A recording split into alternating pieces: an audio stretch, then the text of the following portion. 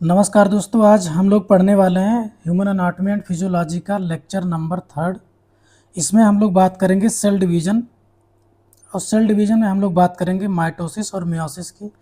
अगर जो लोग पुराना लेक्चर नहीं देखे हैं वो लोग जाकर देख लें, नहीं तो उनको समझ में नहीं आएगा। चलिए शुरू करते हैं कि सेल डिवीज़न होता क्या है। सेल डिवीज़न से पहले हम लोग जान लें कि सेल साइकिल क्या होता है। The cell cycle is the series of event, कि ये बहुत सारे इवेंट का एक सीरीज होता है, क्योंकि जो हमारा सेल डिवीज़न है वो एक ही स्टेप नहीं हो जाता, इसीलिए उसको हम बोलते हैं सीरीज ऑफ इवेंट। इसमें कई सारे इवेंट होते हैं।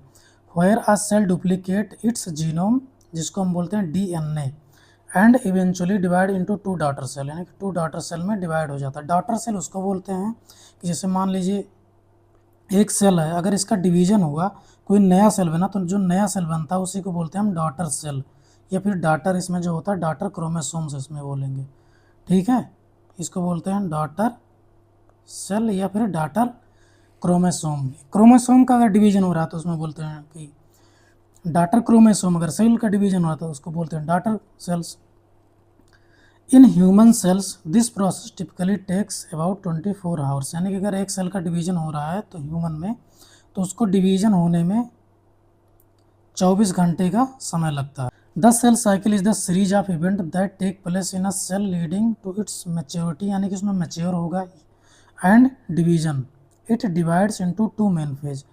जो इसका डिवीजन होता है वो दो मेन डिवीजन में होकर होता है, जैसे कि सबसे पहला इंटरफेज और दूसरा है ईएम फेज। अब यहाँ पर हम डायग्राम में थोड़ा सा देख लेते हैं, उसके बाद हम लोग पूरा डिटेल में पढ़ेंगे। अब देखिए इसमें ये जो इतना सारा है, ये आपका ईएम फेज आ जा रहा है, और यहाँ से लेकर ये सब ये पूरा ये आपका इंटरफेज है। तो इंटरफेज जो हमारा है वो सबसे ज़्यादा, यानी कि 95% ऑफ द साइकिल का वही घेरता है या वही आपका समय लेता है। इंटरफेज में क्या आता है, G1 फेज आता है, S फेज आता है, G2 फेज आता है, फिर उसमें एक G0 फेज भी आता है।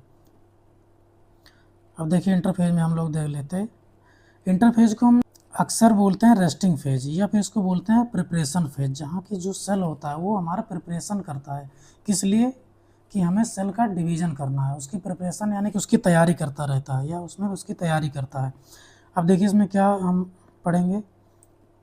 सबसे पहला आता है G1 फेज, या उसको बोलते हैं gap 1 phase. The cell is metabolically active and grow but does not yet replicate. इसमें ग्रोथ तो होती रहती है, एक्टिव तो होता है, लेकिन इसमें जो डीएनए का रेप्लिकेशन नहीं होता है। सिंथेसिस ऑफ आरएनए, आरएनए का सिंथेसिस हो जाता है, प्रोटीन की हो जाती है, और एंजाइम का हो जाता है, जो कि रिक्वायर होते हैं किस लिए? डीएनए रेप्लिकेशन के लिए। डुप्लीकेशन ऑफ ऑर्गेनेली अकर, जो ऑर्गेनेलीज होते हैं हमारे सेल में उनका डुप्लीकेशन होता रहता है। सब कुछ होता रहेगा, लेकिन डीएनए का रेप्लिकेशन उसमें नहीं होता। ऑर्गेनेली, जैसा कि आप लोगों को पता होगा कि जो सेल हमारा होता है वो मेनली 3 चीज़ों से मिलकर बना होता है। एक होता है प्लाज्मा मेम्ब्रेन, और दूसरा होता है साइटोप्लाज्म, जो कि इसमें प्लाज्मा यानी कि एक जेली लाइक स्ट्रक्चर भरा होता है सेल में, उसको बोलते हैं साइटोप्लाज्म। तीसरा इसमें होता है न्यूक्लियस, या न्यूक्लियस को भी हम कभी कभी बोलते हैं ऑर्गेनेली। तो प्लाज्मा मेम्ब्रेन और साइटोप्लाज्म के अलावा और जो सेल में पाए जाते हैं उसको बोलते हैं ऑर्गेनेलीज। जैसे कि इसमें आ जाते हैं आपके राइबोसोम्स आ जाते हैं, माइटोकॉन्ड्रिया आ जाता है, गोल्जी बॉडी आ जाती है। ये सभी हमारे सेल ऑर्गेनेली या फिर ऑर्गेनेली इसको बोलते हैं। उसमें ऑर्गेनेली का भी डुप्लीकेशन होता रहता है। अब देखिए आता है उसमें एस फेज। एस फेज में देखिए क्या होता है, यहाँ पर बताया गया है, इसमें डीएनए का रेप्लिकेशन होता है, इसीलिए लिखा गया डीएनए रेप्लिकेशन अकर, यानी कि डीएनए का रेप्लिकेशन होता है। तो जो हमारा डीएनए होता है, amount of DNA doubles from 2C से 4C हो जाता है, यानी कि 2 क्रोमोसोम्स से होकर 4 क्रोमोसोम्स हो जाता है। But the chromosome number remain the same, यानी कि 2n ही होता है। जैसे कि हम लोग जानते हैं जो हमारे ह्यूमन सेल में क्रोमोसोम पाए जाते हैं 24 पेयर, तो जो क्रोमोसोम्स का नंबर होता है वो सेम रहता है, लेकिन क्रोमोसोम जो होते हैं वो कई सारे, यानी कि 2 क्रोमोसोम से 4 हो जाते हैं, लेकिन जो डीएनए का रेप्लिकेशन होता है वो सेम ही रहता है। फिर देखिए उसमें क्या होता है, centrioles duplicate in the cytoplasm. Centriole का भी डुप्लीकेशन हो जाता है साइटोप्लाज्म में। सेंट्रियोल का भी हम लोग काम पढ़ते हैं क्या होता है। सेंट्रियोल जो होता है हमारे सेल में ही पाया जाता है, वो एक इधर चला आता है, एक इधर चलाता है। उसका काम होता है कि स्पिंडल फाइबर को बनाना, ऐसे से फाइबर बना लेगा। ये फाइबर का क्या काम होगा, जो हमारे क्रोमोसोम्स होते हैं उसको जाके इससे कनेक्ट कर लेगा, एक इससे कनेक्ट हो जाएगा, एक इससे कनेक्ट हो जाएगा, है ना। फिर आता है हमारा G2 फेज, या फिर इसको हम बोलते हैं गैप 2 फेज। इसमें क्या होता है, protein are synthesized to prepare for mitosis while growth continue. Growth उसमें होता रहता है, प्रिपरेशन किसके लिए कर, प्रोटीन का इसमें प्रिपरेशन कर लेता है। फिर इसमें क्या होता है, चेक फॉर डीएनए एरर, यानी कि कुछ उसमें चेकिंग करता है कि डीएनए में कहीं एरर तो नहीं है या कोई एरर तो ना हो, इसलिए वो अपना G2 फेज है वो चलता रहता है। फिर एक फेज आता है उसमें G0 फेज जिसको बोलते हैं, इसको एक फेज और बोलते हैं क्यूसेंट स्टेज, या फिर फेज बोलते हैं, या फिर इसको एक और फेज से नाम जानते हैं, इसको बोलते हैं इनएक्टिव फेज। इसमें सेल का डिवीजन नहीं होता है। या फिर जैसे इसमें जो हार्ट सेल होते हैं वो स्टाफ डिवाइड, यानी कि डिवीजन इनका बंद होता है जब तक ज़रूरी ना पड़े इनको। वो किस फेज में चले जाते हैं, G0 फेज में। यानी कि जितने भी हमारे शरीर में सेल अगर उनका डिवीजन नहीं होना है तो किस फेज में रहेंगे, वो G0 फेज में रहेंगे।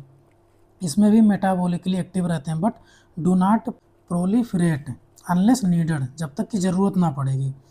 इसमें देखिए cell that do not divide, जैसा कि न्यूरॉन सेल होते हैं वो जल्दी डिवाइड नहीं होते हैं, उनका डिवीजन नहीं होता है। या फिर हार्ट मसल सेल, इनका डिवीजन नहीं होता। तो जो G1 फेज होता है उसको एग्जिट करके, एग्जिट मतलब बाहर निकल जाना, किस में चले आते हैं, आपके G0 फेज में चले आते हैं, इसीलिए उसको बोलते हैं inactive phase.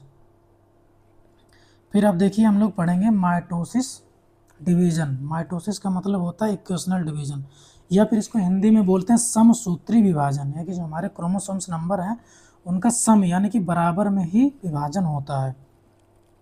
Mitosis is called equational division, इसीलिए इसको इक्वेशनल डिवीज़न बोलते हैं। Because the daughter cells have the same number of chromosomes as the parent cell. Parent cell यानी कि जहाँ से, जिससे हमारा नया सेल यानी कि जो नया क्रोमोसोम्स होगा जिसको डॉटर सेल बोलते हैं, उसमें जो क्रोमोसोम्स होता है वो सेम ही होता है। जैसे कि जो पेरेंट सेल हमारा होगा या पेरेंट क्रोमोसोम, उसमें 24 होते हैं, तो इसके बाद जो डिवाइड होगा जिसको बोलते हैं हम लोग डॉटर सेल या डॉटर क्रोमोसोम, उसमें भी 24 ही होगा, क्योंकि हमारा जो विभाजन हो रहा है वो समसूत्री विभाजन हो रहा है।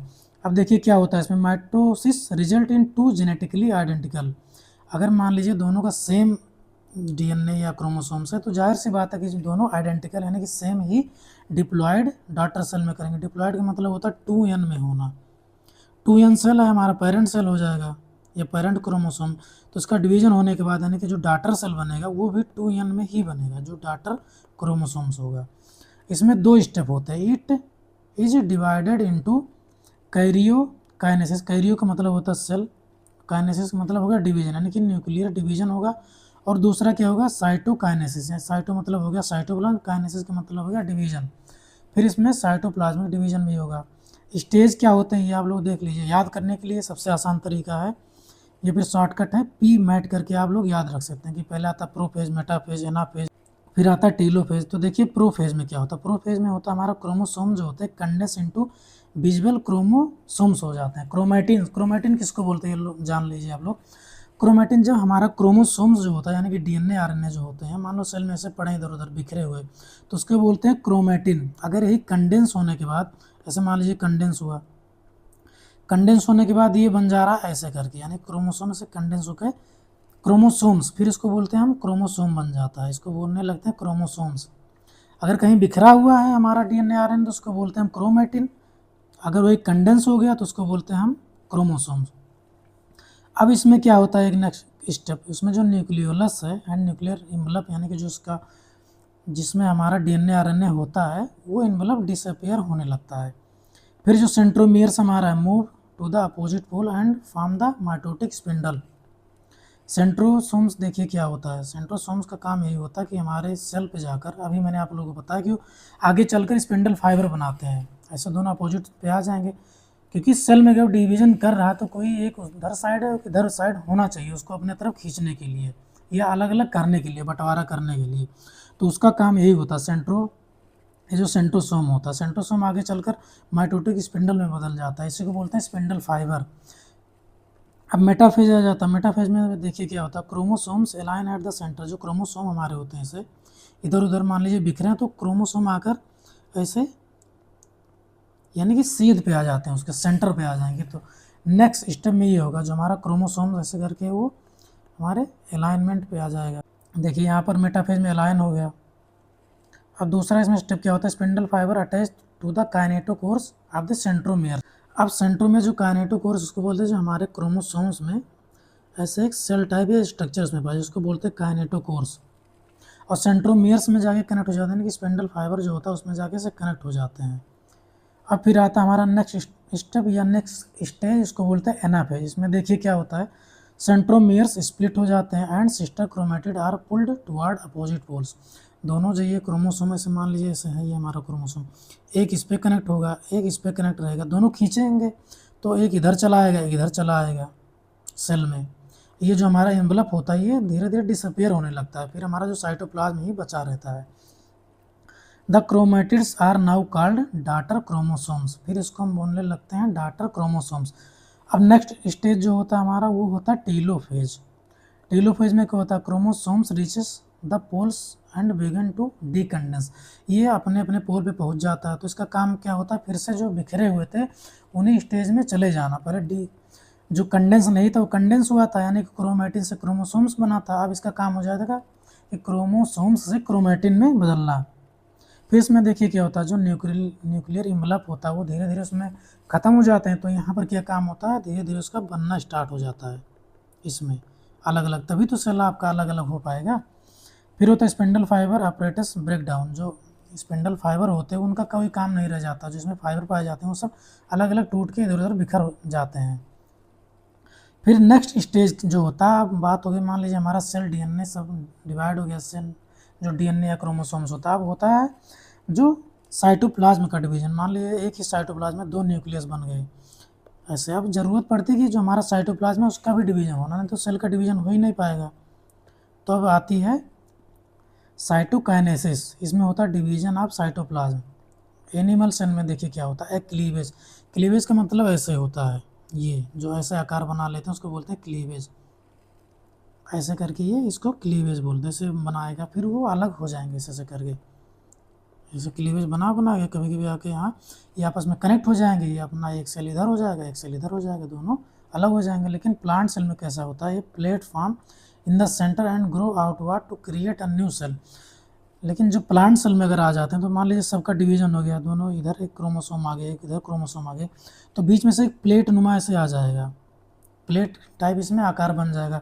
इसमें क्या होने लगेगा, फिर यहाँ पर एक सेल वाल बनने लगेगा, यहाँ से सेल वाल बनने लगेगा, ऐसे ऐसे करके फिर ये आपस में फिर अलग हो जाएंगे, प्लेट के कारण हो जाएंगे। अब इसको हम डायग्राम के थ्रू अगर समझना चाहें तो देखिए जैसे इंटरफेज ये आ गया, 2n है हमारा, इसको बोलते हैं पेरेंट सेल, ये पेरेंट क्रोमोसोम, पेरेंट सेल बोल लिए, जिसको बोलते हैं 2n सेल में। प्रोफेज में देखिए यहाँ पर क्या होने लगा, क्रोमोसोम जो यहाँ पर ऐसे डीकंडेंस थे वो कंडेंस होने लगते हैं, इसमें प्रोफेज, ये प्रोफेज आपका ये है, इसीलिए इसको बोला गया समसूत्री विभाजन। अब जो नेक्स्ट डिवीजन होता है वो होता है मियोसिस। मियोसिस का मतलब होता है अर्धसूत्री डिवीजन, यानी कि अगर कोई सेल हमारा 2n में है तो उसका डिवीजन होकर n नंबर में बनाना, यानी कि उसमें क्रोमोसोम जैसे कि जो 2n होता है उसमें 24 होते हैं, इसके डिवीजन होने के बाद क्या हो जाना चाहिए, 12 हो जाना चाहिए। देखिए इसमें क्या होता है, meiosis occur only in germ cell. जो जर्म सेल होते हैं हमारे, जैसे कि मान लीजिए अगर मेल की बात करें तो उसके लिए जो होता है जर्म सेल कहाँ पाए जाते हैं, टेस्टिस में होते हैं। वो किसका फार्मूलेशन करते हैं, किसका प्रोडक्शन करते हैं, वो करते हैं स्पर्म का। और ओवरीज होता है फीमेल के लिए, फीमेल में पाया जाता है, ये टेस्टिस मेल में होता है। ओवरी क्या प्रोड्यूस करती है, एग सेल प्रोड्यूस करती है। तो इनका जो डिवीजन होता है इसमें ओवरी में, ये पहले होते हैं हमारे 2n सेल, तो इन्हीं का डिवीजन होने के बाद होता है n में। जो स्पर्म या एग होते हैं वो n यानी कि हप्लॉइड बॉडी ही होते हैं। 2n को इसीलिए हम बोलते हैं 2n को डिप्लॉइड, और जो n होता है हमारा इसको बोलते हैं हैप्लॉइड, ठीक है। फिर इसमें जो हमारा मियोसिस, जो हमारा माइटोसिस होता है उसमें एक ही स्टेप होता है, एक ही डिवीजन, यानी कि देखिए यहाँ पर एक ही सक्सेसिव डिवीजन। जो हमारा माइटोसिस होता है उसमें एक ही बार डिवीजन होता है, लेकिन जो मियोसिस होता है उसमें 2 बार उसका डिवीजन सेम होता है, तभी तो जो हमारे मान लीजिए 2n है, यानी कि इसमें 24 पड़े हैं, तो इसको बना के किस में कर देगा, इसमें 4 सेल में बनाएगा, है ना। मान लीजिए 4 सेल हैं, जैसे मान लीजिए 2 क्रोमोसोम है, 4 इसमें है, 24 इसमें, 24 इसमें, तो इसको बनाना होगा अंत में लास्ट में 12 12, तो ये बनाता है 4 सेल बनाएगा। अब यहाँ पर देखिए जो मियोसिस होता है इसमें मियोसिस फर्स्ट, यानी कि जो हमारा मियोसिस होता है वो 2 स्टेप में होता है। पहले मियोसिस फर्स्ट होगा और दूसरा होता है मियोसिस सेकेंड करके। तो जो सेम स्टेप इसमें हुआ है, metaphase, anaphase first, telophase first, फिर जो यानी कि मियोसिस सेकेंड होता है उसमें भी यही सेम चीज़ होता है। ये देखिए पहले तो जो रिडक्शन हो गया, यानी कि जो 2n है उसको किस में कन्वर्ट कर देगा, n में कर देगा। जो n बनेंगे फिर उसमें मियोसिस सेकेंड में यही होता है कि इक्वेशनल डिवीजन होने लगता है, यानी कि n का ही n बनाता है। तो जैसे मान लीजिए यहाँ पर समझिए 2n है, इसका हुआ मियोसिस